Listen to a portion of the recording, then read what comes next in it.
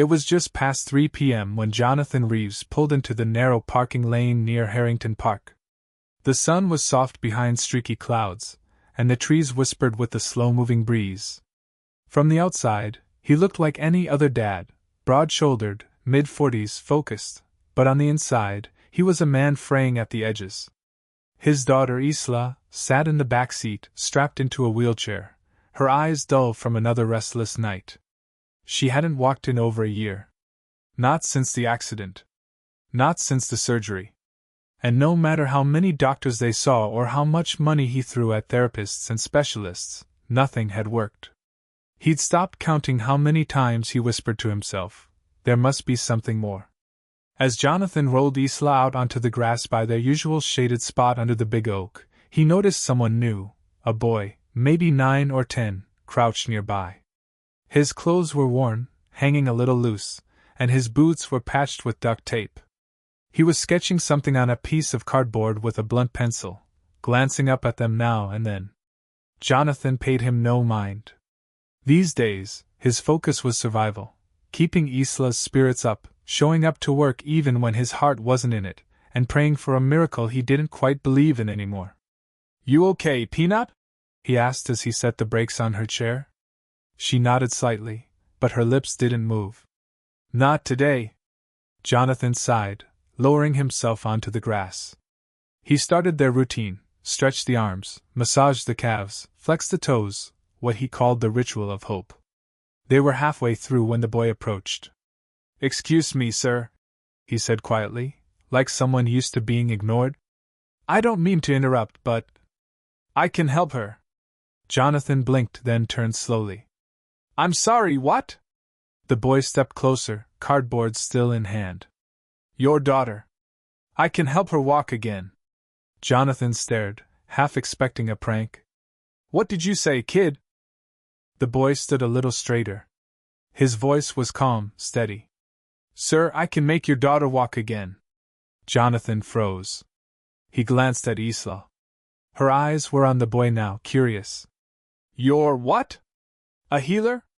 A magician?" Jonathan's voice had a tired edge to it. "You know how many experts we've seen? Neurologists, orthopedic surgeons, physical therapists." "I'm not an expert," the boy said. "But I've helped people move again. I just watch. I listen. And I try things." Jonathan laughed, not out of humor, but disbelief. "Try things?" The boy shrugged. "I don't charge anything." Jonathan hesitated. "What's your name?" "Zeke." "Zeke what?" "Just Zeke," he said. "That's what my mama called me." Jonathan looked him up and down. Scrawny frame, too thin arms, those old tape boots. This was probably some runaway, a foster kid maybe, or worse. And yet, something in his eyes was different. Not just confidence. Certainty. He glanced back at Isla. She hadn't looked this interested in anything in weeks. "Tell you what, Zeke," Jonathan said finally. "You show me what you do. But the second you make her uncomfortable, we're done. Got it?" Zeke nodded. He dropped his cardboard and stepped closer to Isla. He didn't touch her right away. Instead, he knelt beside her, their heads level, and spoke in a soft voice only she could really hear. "What's your name?" "Isla," she whispered. "That's a strong name," he said. "You mind if I ask your legs a question?" She blinked. "What?" "Just trust me." Zeke gently placed 2 fingers above her knee, not pushing, just resting. Then he looked at her toes and said, "Can you ask them to wiggle?" Jonathan nearly interjected, "This is ridiculous," but before he could speak, Isla tried. Nothing moved. But then Zeke said, "Don't try to move them. Just say hello. Like waking up a friend." Isla closed her eyes. A long pause. Then, the tiniest twitch. Jonathan's eyes widened. "Was that you?" he asked. "I think so," Isla whispered. Zeke smiled. "Sometimes," he said, "your legs don't need yelling. Just a whisper." They spent the next 10 minutes doing tiny movements. Zeke never forced anything. He just guided her hands to her thighs, taught her how to breathe in rhythm, helped her visualize each part of her body reconnecting like puzzle pieces.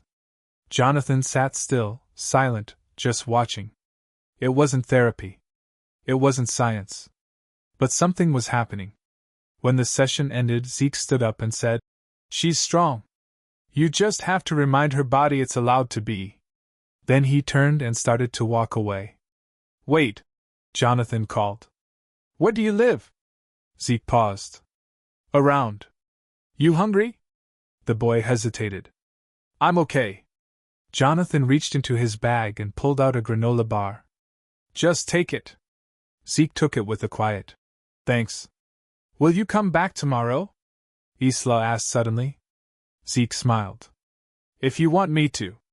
She nodded, eyes brighter than they'd been in months. As he disappeared down the hill, Jonathan knelt beside her again. "What do you think?" "I think," she said slowly, "he's not just a kid." Jonathan looked in the direction Zeke had gone. Neither of them knew it then, but that moment, one twitch, one whispered hello, was the beginning of something that would change everything. The next day, Jonathan Reeves didn't tell anyone where he was going. Not his assistant, not his business partner, not even Isla's grandmother, who had called to check in that morning. He just packed a bag with snacks, 2 small blankets, a notebook, and drove with Isla back to Harrington Park. And there, under the same oak tree, Zeke was already waiting. He was sitting on the grass with his knees pulled to his chest, his duct-taped boots crossed at the ankles, watching the birds flutter in the fountain nearby. He wasn't sketching this time, just waiting, like he knew they would come. "You really came back," Jonathan said, wheeling Isla up to him. Zeke shrugged. "You really brought her." That afternoon, something shifted. Zeke didn't approach Isla like a doctor or a therapist. He didn't ask her to do drills or follow a chart. Instead, he turned therapy into something playful, even joyful. He told Isla stories about animals who had to relearn how to walk. About a fox with a broken paw who limped for weeks before one day forgetting it had ever been injured. He had a way of making her laugh, soft, hesitant giggles at first, then louder, fuller. Laughter Jonathan hadn't heard in months.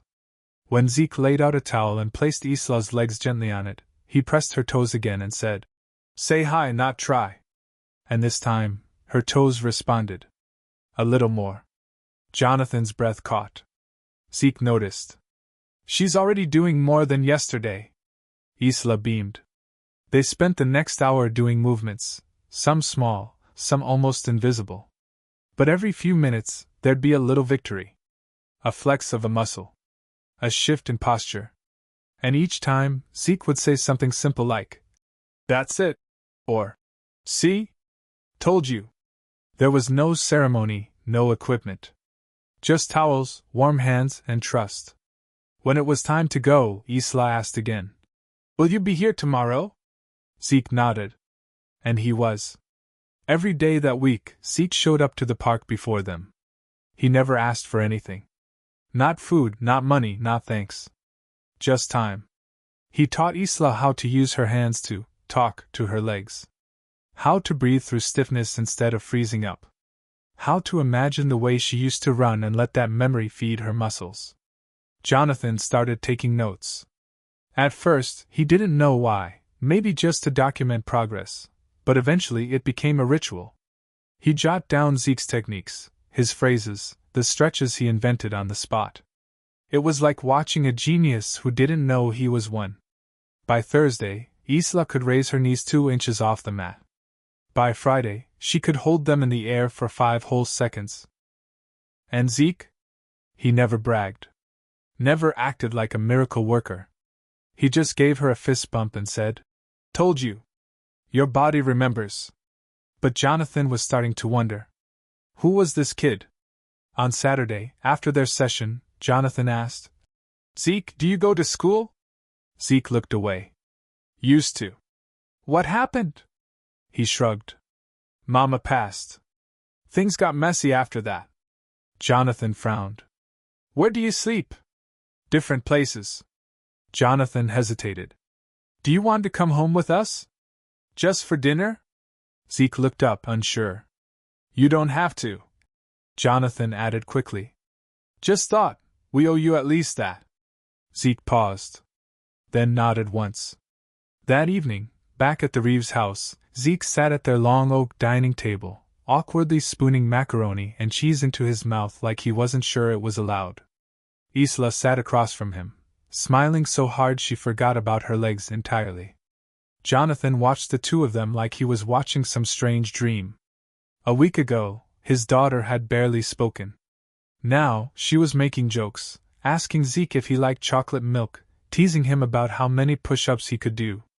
Later that night, Jonathan knocked on the door to Isla's room. She was already in bed, her wheelchair beside her nightstand, and Zeke was curled up on the guest cot they'd set up near the window. Jonathan stepped inside quietly. Just wanted to say good night. Zeke sat up. Thank you, sir. For dinner. For letting me stay. Jonathan studied him for a moment. Where did you learn all this, Zeke? The boy hesitated. My mom. She was a nurse. She used to help people who couldn't move after accidents. I watched her a lot. Jonathan nodded. She must have been good. She was the best.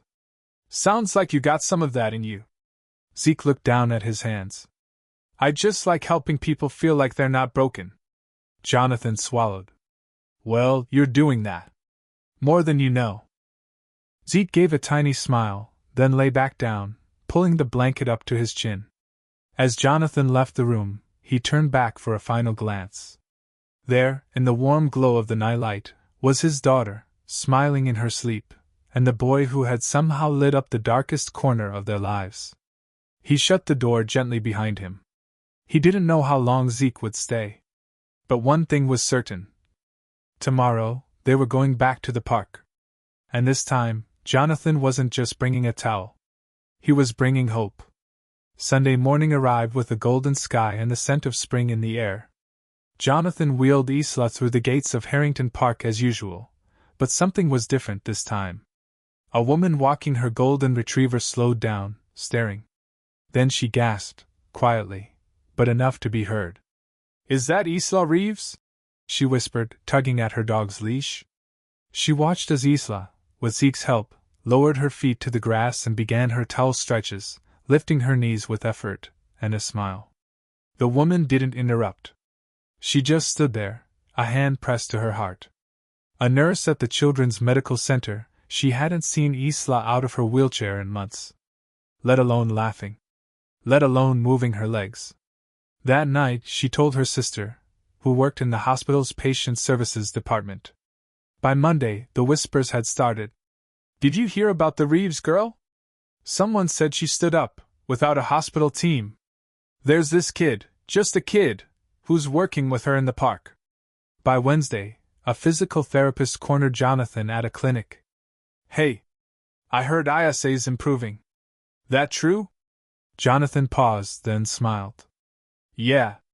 Thanks to someone we didn't expect. The next weekend, when they arrived at the oak tree, something made Jonathan stop the car. Two families were already there. One had a boy using a walker. The other, a girl who looked about 7, clutching her mother's hand tightly.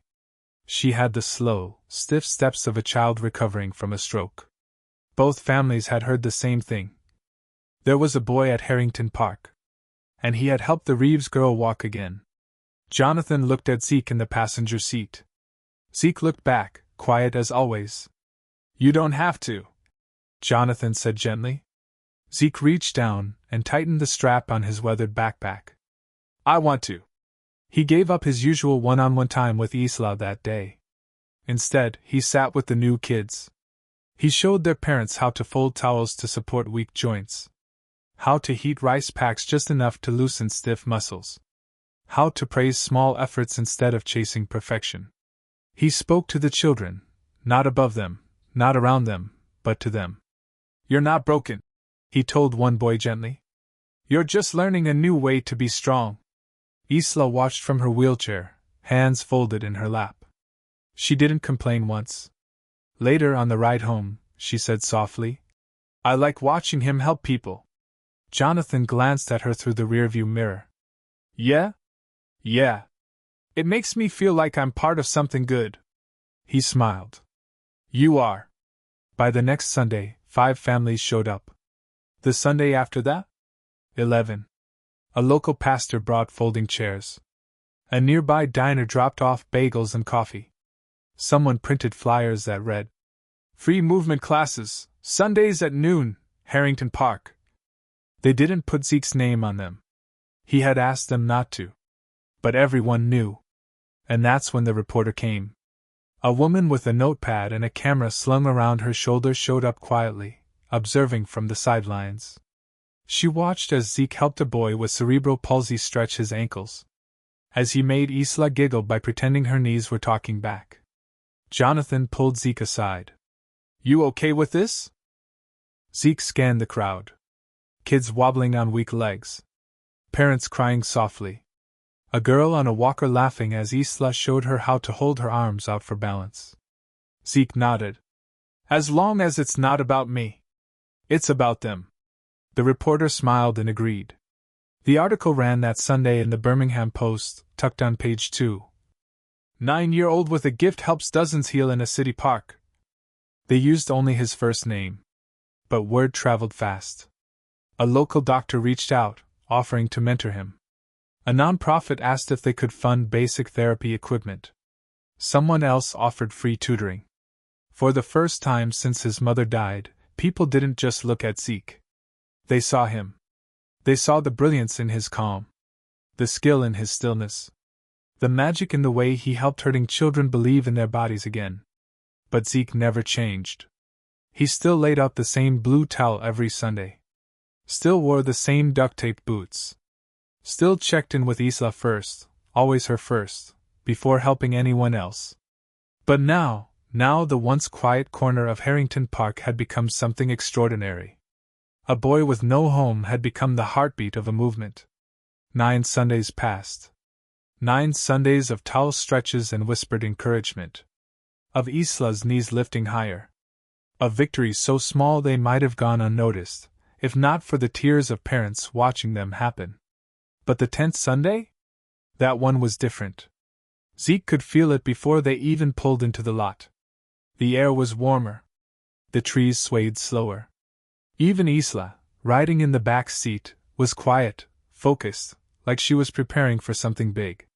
When they arrived, a small crowd had already formed. Not loud. Not flashy. Just ready. Families unfolding chairs. Therapists kneeling in front of kids. Parents with hope in their eyes. And in the middle of it all, that same worn-out bench under the oak tree. Zeke said nothing. He unpacked his bag. Rolled out the towel. Then turned to Isla. You ready? She nodded. No smile this time. Just a look. Steady. Brave. Determined. Jonathan wheeled her to the mat. Zeke knelt in front of her. Same as before, he said gently. We help you stand. You do the rest. Jonathan moved behind her, hands under her arms. Zeke took her knees, guiding them gently into place. Okay, he whispered. On 3. She closed her eyes. 1, 2, 3. Jonathan lifted. Zeke steadied her legs. And then, she stood. She was standing. Isla's legs trembled. Her arms wobbled at her sides. But she was up, on her own 2 feet. The crowd fell into a hush. Not a single camera clicked. Not a single whisper stirred. Even the breeze seemed to pause. A little boy gasped. A mother covered her mouth with her hand. And in the middle of that circle of awe, Isla Reeves, 6 years old, once told she might never walk, opened her eyes slowly, and smiled. I'm standing, she whispered. Zeke blinked back something wet in his eyes. Yeah. You are. Jonathan stood frozen behind her, afraid to move, afraid to breathe. And then, he let go. She didn't fall. She stood. Wobbling, shaking, but upright. He stepped back, a hand over his mouth. She's doing it, he whispered. My God! She's doing it! Zeke stepped back too. Just a little.